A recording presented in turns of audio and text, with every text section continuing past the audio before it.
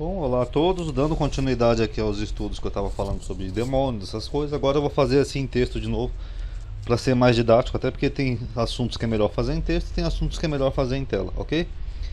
Que nem eu falei naquele meu vídeo sobre Satanás na Bíblia, os demônios que nós vemos, né, os maus espíritos que nós vemos no Antigo Testamento, eles eram enviados por Deus.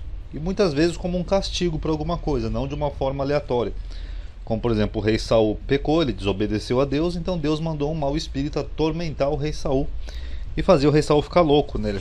Segundo a escritura, o rei Saul era lunático, digamos assim. O mesmo aconteceu com Abimeleque e deve ter outros personagens que eu não sei aqui agora de cabeça, ok? Então começou a surgir em Israel uma crença de que doenças eram causadas por demônios, como no caso o rei Saul, que ficou louco, ficava às vezes se comportando como um animal. Então começou a surgir essa crença de se atribuir doenças a demônios. Então se alguém era doente, eles achavam que aquela pessoa era endemoniada. Mas não de uma forma aleatória, como as igrejas hoje em dia pregam por aí. Geralmente era por castigo por algo. Como aqui no caso de Abimeleque e Saul, esses demônios vinham por um castigo, por algo de errado que eles fizeram. Então, como castigo, Deus mandou os demônios. Você pode ver aqui no Novo Testamento, por exemplo, no cego de nascença. Tinha um rapaz que era cego. A primeira coisa então que as pessoas pensavam, ele é cego, tem um demônio. É um demônio que deixa esse rapaz cego, porque essa era a crença que eles tinham. E se esse rapaz era cego ou tinha algum tipo de demônio dentro da crença deles, era porque alguém tinha pecado. Como no caso aqui do rei Saul, Abimeleque. Então, o fulano é cego, alguém pecou. Ou foi ele que pecou, ou foi os pais deles, ou alguma coisa tem, porque senão ele não ia ser cego à toa. Um detalhe aqui é que o cego é de nascença. Tanto que eles perguntam, né, para Jesus: ué, se o cego é de nascença, quem pecou, né, para que ele nascesse cego, este ou seus pais que pecaram? Aí Jesus esclarece: ó, nem ele nem seus pais pecaram, entendeu? Tem algum outro motivo, algum outro propósito para ele nascer assim. Aqui no caso Jesus explica, mas não foi nem ele nem o pai dele, mas era uma crença vigente na época. Você pode ver aqui dentro do Novo Testamento que as doenças que existiam na época, que eles não tinham explicações médicas, são essas doenças que eles atribuem a demônios, como por exemplo, Marcos 3,15. Jesus deu poder aos apóstolos para curar as enfermidades e expulsar demônios. Você viu como tem uma correlação entre enfermidades e demônios? Aqui em Lucas 8,2. E algumas mulheres que haviam sido curadas de espíritos malignos e enfermidades. Maria Madalena saiu 7 demônios, que supostamente seriam 7 enfermidades ou 7 doenças. Lucas 9, versículo 1. E convocando seus 12 discípulos, deu-lhe virtude e poder sobre todos os demônios. Aqui Jesus deu poder para os apóstolos sobre os demônios para curar enfermidades. Porque era essa a concepção da época. Eles achavam que as enfermidades eram causadas por demônios, por algum castigo ou porque alguém tinha pecado. Lucas 13, 11. E eis que estava ali uma mulher que tinha um espírito de enfermidade já havia 18 anos. E andava curada e não podia de modo algum endireitar-se. Essa mulher aqui no caso, ela devia ter alguma coisa nas costas, uma corcunda, alguma coisa. Mas aí eles achavam que era um espírito de enfermidade, um espírito. Então era assim que eles lidavam com certas doenças no primeiro século, ok? Vamos ver alguns casos aqui, por exemplo. Lucas 11, 14. Jesus estava expulsando um demônio que era mudo. Ué, existe demônio mudo? É que na verdade o rapaz era mudo, que nem aqui o cego de nascença. E eles achavam que o rapaz era mudo porque ele tinha um demônio. Que da mesma forma que nem o cego de nascença, o rapaz era cego, eles achavam que era um demônio. Aí Jesus curou esse rapaz, então eles entendiam que Jesus expulsou essa enfermidade, esse demônio.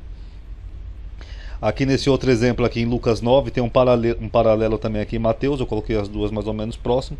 Era um rapaz que tinha um filho epilético. O rapaz espumava pela boca, às vezes se lançava no fogo, às vezes se lançava na água. Inclusive aqui em Mateus ele chama de lunático, mas na verdade é o epilético. Tanto que as Bíblias colocam na epígrafe, né? O endemoniado epilético. E aí Jesus vai lá e expulsa o demônio, ou seja, Jesus curou a enfermidade.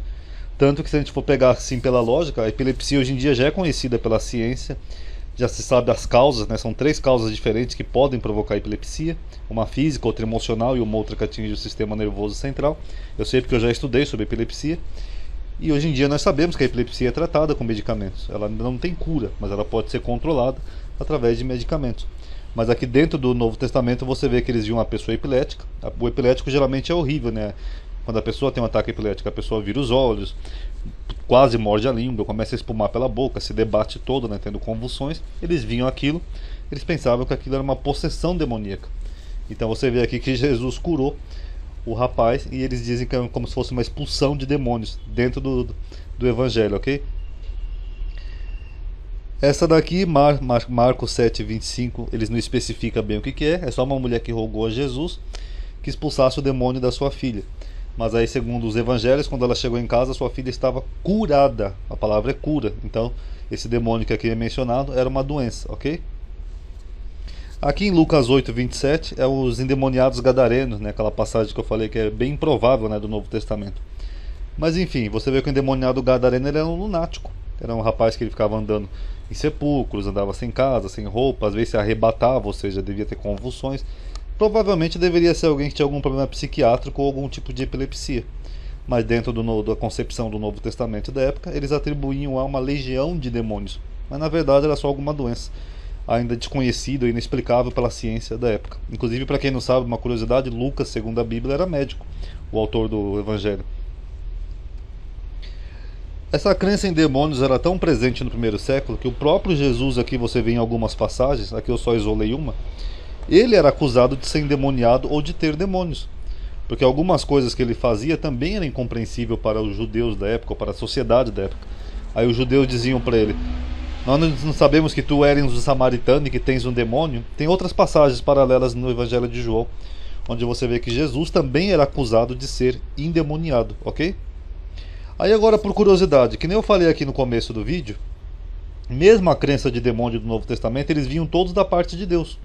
Ó, tanto de Saúl, de Abimeleque, eu já falei naquele vídeo lá do espírito para colocar mentira na boca dos profetas, a operação do erro, vinha tudo da parte de Deus, porque a Bíblia é um livro monoteísta. Aí quando você vê aqui no Novo Testamento mesmo, por exemplo, ele diz assim, ó: nisto conhecereis o Espírito de Deus. Todo espírito que confessa que Jesus veio em carne é de Deus, na Epístola de João. Ué, os demônios confessavam que Jesus veio em carne. Olha aqui, por exemplo, em Lucas 4:41. Ó, tu és o Cristo, Filho de Deus. Então eles vieram de algum ser do mal? Não. Todo espírito que confessa que Jesus veio em carne veio de Deus. Provém de Deus. Aqui, por exemplo, Jesus não deixava os demônios falar, pois eles sabiam que ele era o Cristo. Então eles confessavam que Jesus veio em carne. Então todo espírito que confessa que Jesus veio em carne é de Deus, então eles também vinham da parte de Deus, que nem lá no exemplo que eu cito do rei Saul. Aqui os endemoniados gadarenos, por exemplo, os endemoniados olham para Jesus e falam: que temos nós contigo, Jesus, Filho de Deus? Ué, eles reconheceram que Jesus era Filho de Deus. Então eles vieram da parte de um ser do mal, ou eles vieram da parte de Deus? Vocês viram como era a concepção da época? E para finalizar, eu deixo aqui 2 versículos para a reflexão das pessoas. Primeiro, a questão do que as igrejas acreditam, né, que expulsam demônios e acham que isso é uma grande coisa, como se garantisse salvação. Ah, porque a minha igreja expulsa demônios, é universal. Eu digo, Jesus disse, ó: naquele dia muitos me dirão: não expulsamos demônios em teu nome? Isso não garante salvação. O próprio Jesus disse, ó. É que eu não coloquei o resto do versículo, vocês perdoem, mas ele diz assim: apartai-vos de mim, vós que praticais a iniquidade. Iniquidade, eu tenho um estudo no meu blog explicando o que é a palavra. A iniquidade é transgressão da lei, é contra a lei, é aversão à lei, ok? A etimologia da palavra. E por fim, eu termino aqui com o versículo da Epístola de Tiago, que eu já falei que a Epístola de Tiago é uma das melhores do Novo Testamento, até em conceitos doutrinários, né, profundos. E aqui Tiago diz: você crê que só tem um Deus, um só? Ou seja, o monoteísmo, que é só um Deus? Fazes bem, pois até os demônios creem e estremecem.